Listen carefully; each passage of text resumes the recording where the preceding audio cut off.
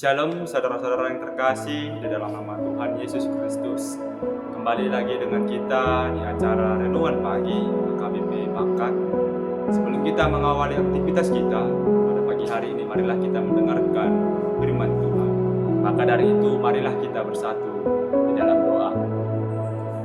Terima kasih Allah, terima kasih Yesus, terima kasih Roh Kudus atas penyertaan Tuhan pada pagi hari ini. Engkau selalu melimpahi kami dengan berkat Tuhan. Melalui nafas kehidupan yang baru Tuhan, Engkau memberkati kami dari tidur kami, sehingga kami bisa bangun pada pagi hari yang cerah ini Tuhan, karena berkat dan anugerah-Mu. Ya Tuhan, pada pagi hari ini kami ingin mendengarkan firman-Mu. Berkatilah kami Tuhan yang mendengarkan firman-Mu, biarlah firman-Mu mendarat di tengah-tengah kehidupan kami, sehingga kami bisa melakukan firman-Mu untuk kemuliaan nama-Mu Tuhan. Ini doa kami Tuhan, ini permohonan kami. Di dalam anak-Mu Tuhan Yesus Kristus, kami berdoa dan mengucap syukur kepadamu. Amin.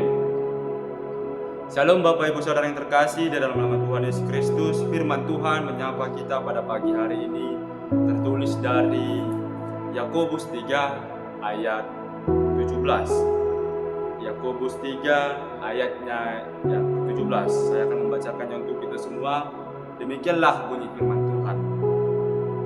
Tetapi hikmat yang dari atas adalah pertama-tama murni, selanjutnya pendamai, peramah, penurut, penuh belas kasihan, dan buah-buah yang baik, tidak memihak dan tidak munafik. Demikianlah bunyi firman Tuhan. Bapak Ibu Saudara yang terkasih, memang di dunia ini penuh dengan berbagai macam kebijaksanaan, yang dimana ada kebijaksanaan dalam mengelola uang, ada kebijaksanaan dalam memimpin sebuah organisasi. Begitu juga kebijaksanaan dalam menghadapi permasalahan yang sangat rumit. Namun seringkali kebijaksanaan yang kita ketahui di tengah-tengah dunia ini sering membawa kita dengan adanya persaingan, adanya kepentingan, dan adanya yang kepentingan membawa diri sendiri. Bahkan ada pun bisa menimbulkan sebuah perpecahan. Melalui surat Yakobus ini, Tuhan ingin mengajarkan kepada kita untuk membedakan kebijaksanaan yang dari dunia dan kebijaksanaan yang sejati, yang langsung dari Allah. Ayat ini bukan sekadar dari daftar sifat yang indah, melainkan cerminan bagi setiap orang yang percaya, terutama bagi mereka yang melayani, bagi mereka yang memimpin, ataupun bagi mereka yang sekadar ingin hidup sesuai dengan kehendak Tuhan. Mari kita lihat Bapak Ibu Saudara yang terkasih, ada 5 yang ingin disampaikan firman Tuhan pada pagi hari ini. Yang pertama adalah yang kita katakan tadi, ada murni. Kebijaksanaan dari Allah tidak bercampur dengan niat jahat, keinginan kita untuk dipuji, keinginan kita untuk dilihat orang, ataupun ambisi kita yang pribadi untuk hal-hal yang lain. Murni berarti bebas dari noda ketidakjujuran, bebas dari kemunafikan, ataupun bebas dari keinginan untuk menguntungkan diri kita sendiri. Jika kita bertindak, Bapak Ibu Saudara terkasih, jika kita bertindak dengan bijak di dalam hati kita ingin mendapatkan pujian orang lain ataupun menguasai orang lain, itu bukan kebijaksanaan dari atas, melainkan kebijaksanaan duniawi. Lalu yang kedua, Bapak Ibu Saudara yang terkasih, adalah penuh damai sejahtera. Kebijaksanaan dari Tuhan tidak menimbulkan pertengkaran. Kebijaksanaan dari Tuhan tidak menimbulkan kegosipan ataupun perpecahan. Malah sebaliknya, Ia selalu berusaha untuk membangun jembatan perdamaian ataupun jembatan yang saling menguatkan di tengah-tengah kehidupan kita. Di tengah gereja, di tengah keluarga, ataupun di tengah lingkungan kita, kerja kita jika kita lakukan dengan baik bisa menimbulkan yang baik juga. Demikian sebaliknya, jika kita menimbulkan kebencian atau perpecahan, kita perlu memeriksa kembali kenapa kita demikian. Kebijaksanaan Allah yang membawa damai, menghubungkan manusia dengan Allah, yang dimana tadi adalah jembatan yang bisa menghubungkan satu sama lain.